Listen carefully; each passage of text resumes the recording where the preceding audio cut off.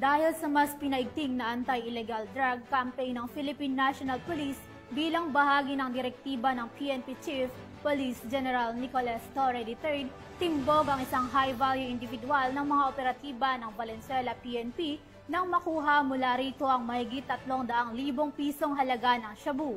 Yan ang balitang aking tinutukan.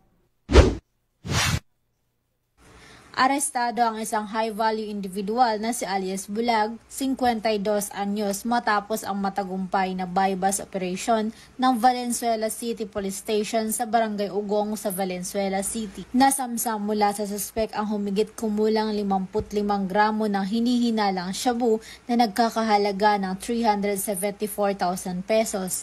Na-recover din ang mga perang ginamit sa iligal na operasyon kasama ang isang pitaka.